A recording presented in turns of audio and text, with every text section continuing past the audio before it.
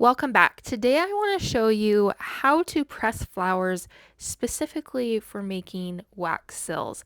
These flowers are from my garden. They're so gorgeous and they're ones that I've pressed myself. So I'm so excited to give you a few really great beginner tips for doing this as well.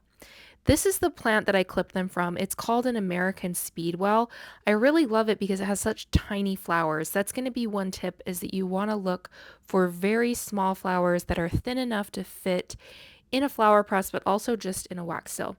This is my large flower press that I'm using. It's from my shop, and you can see my little boys here helping me with this. But when you're using a flower press, you want to do a layer of cardboard and then a layer of blotting paper, and then you can lay out all of your blooms.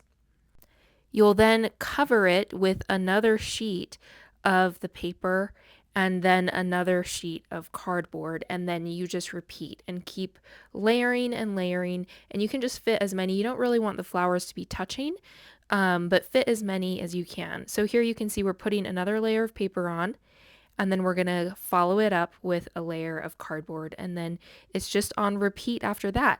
If you run out of blotting paper, flower presses usually come with the blotting paper. But if you run out, you can also use white construction paper, and that works really well. You're going to want to make sure that your flowers are as dry as possible before you start pressing them. So you're not going to want to water your garden and then clip your flowers to press them because they're going to be wet. The whole drying process is getting moisture out of the flower. So we want to start with the least amount of moisture that we can when we're starting to press the flowers.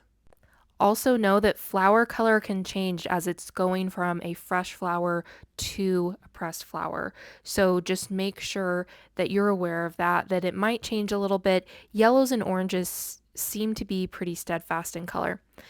After you get all of the layers filled, you'll cover it with the other end of wood if you're using a wooden press, and then you have all of this hardware here. So you've got screws and some nuts and bolts. So you'll just put the screw through, and whatever side the flat part of that screw is on is going to be the bottom of your press. And so I actually did mine upside down here, but it totally works fine. You'll follow it up with a little nut, and then you can see that you just put the bolt right on top of that and screw it tight.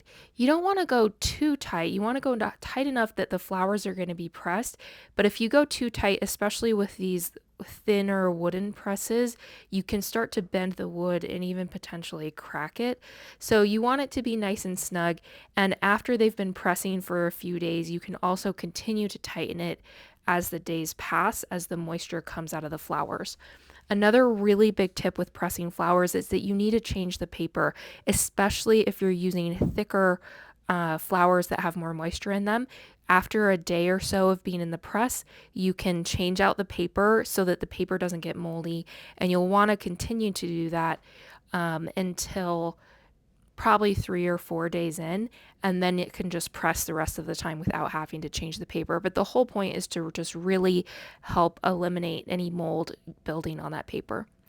From here, you can see that we've got all of our layers of paper and cardboard. This is weeks after the fact. It's probably over a month that these have been drying and pressing.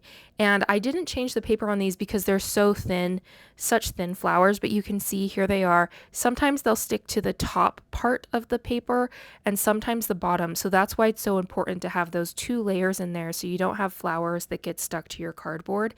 And sometimes the flowers are a little bit hard to get off. And so sometimes it's helpful to kind of hold up the paper and bend it a little bit to get it off. Here I'm using some crystal clear hot glue in a low temp glue gun. I'm going to pour some on parchment paper and add in a few flowers, and I'm going to press it with a cold metal blank stamp. The metal has to be cold so it doesn't stick into the hot glue. And so I'm going to do a few of these. I'm doing an oval shape, so because of that, I'm going to pour my hot glue into an oval. If I was doing round, I would want to pour it round. If I was doing a rectangle, I'd want to try to mimic that shape. But you can see there's all these different types of flowers, and we pressed some of these ones like that example I just pressed, that it wasn't just the flower, it was part of like the little stem, and those actually turned out to be my favorite. So never you're never going to know what it looks like till you do press it. And I've even pressed things in my yard that would be considered weeds, and they're actually so cute and pretty for wax sills. So you just never know until you give it a try. It takes 30 to 60 seconds to cool, and then you can remove your stamp, and you can see how gorgeous this is.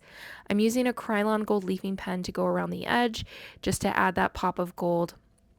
So cute. And here's a little sped up version. I love making these. They bring me so much joy, and it was just so much fun doing the pressed flowers with my kids that it just made it even more fun to make these sills, that they just feel even more special because they're flowers from our garden that we pressed together. But you can just see how gorgeous they are.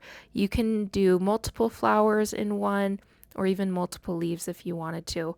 But see, even that leaf is so cute, and it's just a leaf, right? So there's so many things you could probably find out in your garden, in your yard, that would work for these sills. And this is how they turned out once the gold is added. They're super gorgeous and pretty.